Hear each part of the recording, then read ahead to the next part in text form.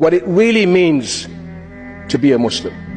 And I and countless other Muslims have been taught from our earliest years that our religion demanded respect and caring for others.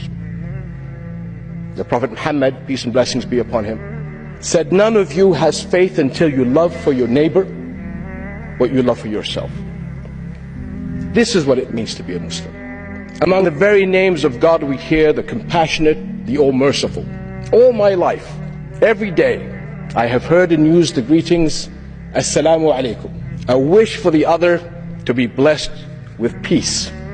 This is what it means to be a Muslim.